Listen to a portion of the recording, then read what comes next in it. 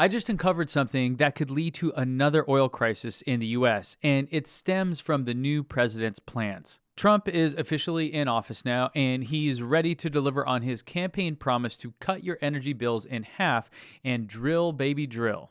Today, I will also declare a national energy emergency. We will drill, baby, drill.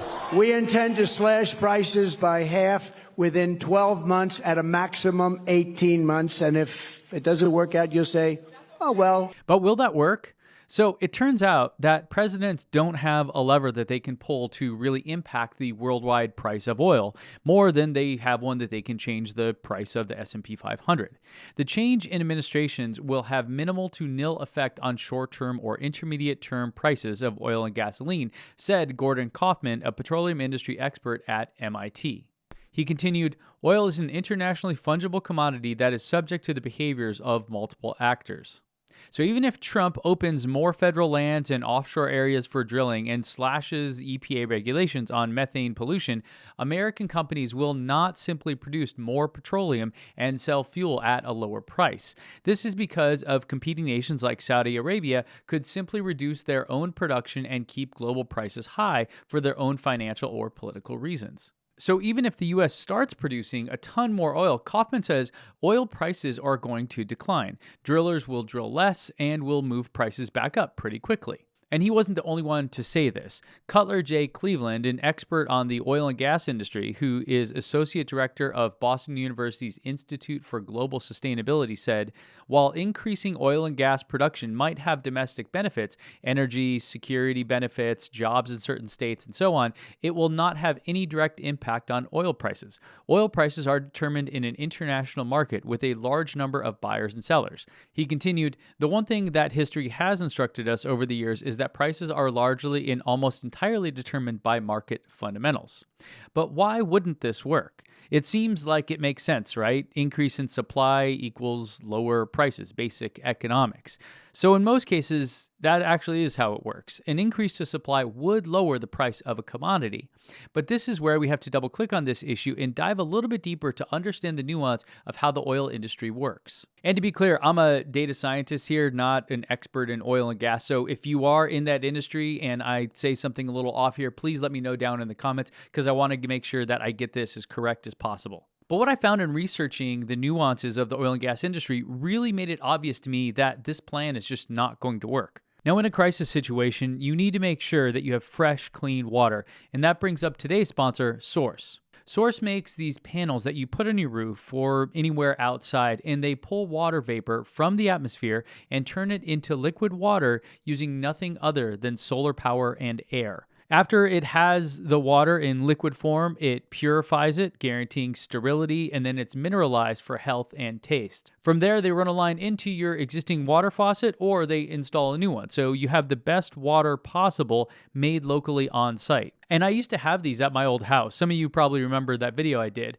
And we basically drank nothing but that water for almost 3 years before we moved out. And we honestly miss them. So I'm going to get a new one here at my new house because they've completely upgraded their system and how it works, solving almost all the issues I had with the first generation model. The new ones make hardly any noise and they produce up to 5 to 7 liters of water each day, entirely off grid from just one panel. And when you do the math on the water that it produces per liter and you compare that to the same quality of water that you would buy at the store, it actually comes out to be cheaper. Plus, you don't have to deal with it. It's just always available right there in your home where you want it. And all of this just goes back to one of the core principles I have in my life with my family, and that's to increase our resilience in the event of an emergency. We just had a bunch of wildfires here in Southern California, and there are a lot of people that cannot use the water that's coming out of their faucet. And Source is a way to work around that to make sure that you and your family always have clean drinking water available when you need it. You can learn more about Source at the link down in the description, and stay tuned for more updates on this as I get my system installed at my house to show you exactly how it works. Now let's get back to the video. So first, let's look at the current state of oil and gas production here in the US. If we look at this graph, we'll see that as of the latest data, we're producing more oil than we ever have, and more than any other country in the world. And in fact, it was President Obama in 2015, with Biden as his vice president, who signed a law passed by Congress that lifted a 40-year ban on the export of crude oil from the US. And so if we look at oil exports by year in the millions of barrels since 2015 when that export ban was lifted, you'll see that we now have a 168% increase in exports. And due to Obama and Biden's efforts there, the U.S. has actually since become the world's largest producer of oil and the third largest exporter of oil behind Saudi Arabia and Russia. But has this led to lower gas prices? Well, if we look at the trends of the average price of gas in purple here versus the amount of oil we've produced, you can see there's not really much of a correlation here. Yes, the price of oil does affect the price of gas, but not how much oil we produce. And there's two reasons why that is. First, and as we learned, the price of oil isn't determined by any one factor. There is a whole host of things that influence the price of oil. This is the market dynamics at play, so that no one person or nation can really affect it that much either way. And the second reason why U.S. gas prices won't change with an increase in oil production is that we don't refine our own oil. This shocked me, and when I learned out how this works, I was absolutely blown away. But essentially, here in the US, we mostly produce a type of oil called light sweet crude. Sounds delicious, right? Well, the thing is that our oil refineries were mostly built before the 1970s, and they were set up to process what's called heavy sour crude, stuff that we import. And on top of that, a major refinery in Houston right now is set to close this month in January of 2025, reducing our ability to refine oil even further.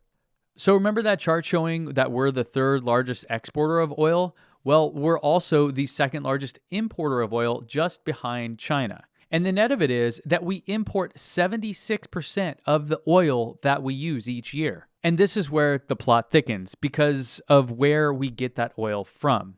But then again, if we increase our exports, we'll have more money to subsidize the production of gasoline, right?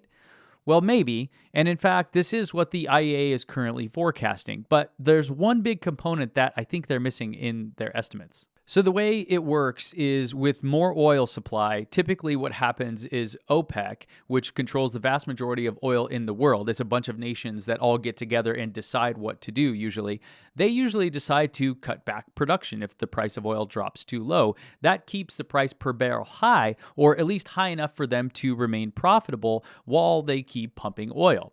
And that's because if the price of a barrel of oil drops too low, oil companies can't afford to drill. And so they sort of keep things where they are and they stop drilling for more oil because it's just going to hurt their profits more and more. Makes sense, right? So you can lead a landman to a pump jack, but you can't make him drill. But the real kicker here, the real reason that I'm so concerned about a potential oil crisis is because what Trump said he's going to do when it comes to tariffs that he wants to impose on Canada and Mexico.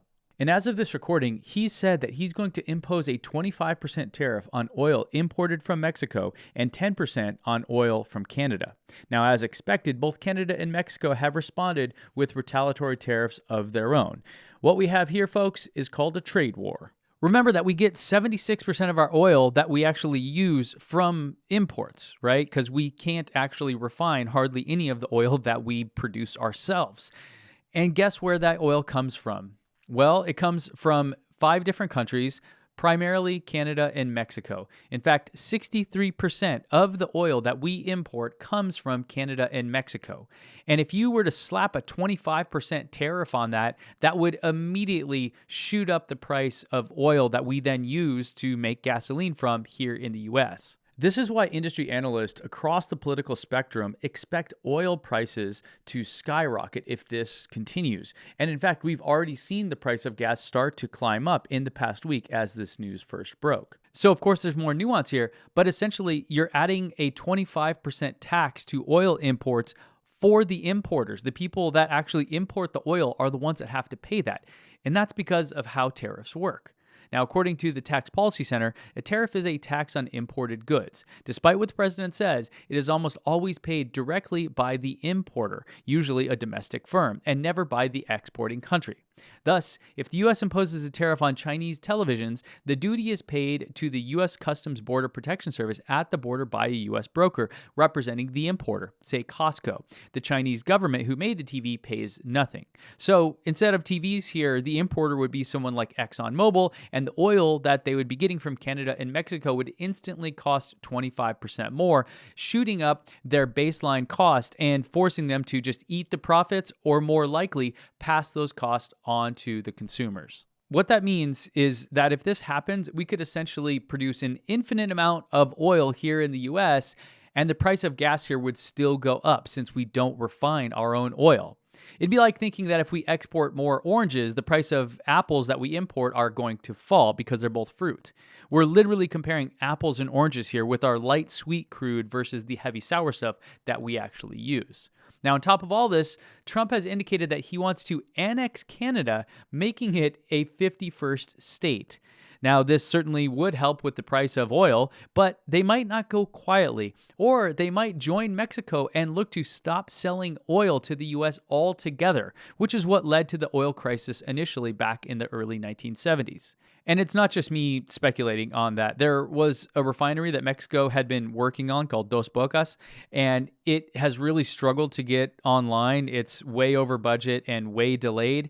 But now, with the 25% tariff on oil that Mexico would be sending to the U.S., if they want to try to feed that back to them, it may not make sense for them to even complete this project, which is going to lead Mexico to look for exports to other countries outside of the U.S. And according to Pablo Zarate, who's an energy analyst here familiar with the matter, he indicated that may include increasing trade with the rest of the world because the refining at Dos Bocas, which is the project we're talking about here, isn't going to be available for some time.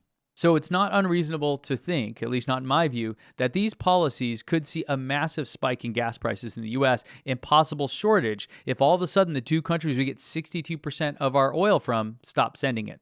But this led me to wonder how expensive gas even is here in the U.S. I mean, I'm the worst person to ask. I haven't bought gas in probably a decade at this point. But what I found out in researching this was that the United States has the 136th lowest price of gas in the world. Why, you might ask? Well, to find out, you need to go watch this video over here where I break down just how that's possible. And if you want to chat with me directly about this or any of the other videos, you can become a channel member using the join button down below. Try it on desktop. It seems to work a little bit better. Then you can send me messages as well as get backstage access to members-only content. That's it for this one, guys. Let me know what you think in the comments, and I'll see you back here next time.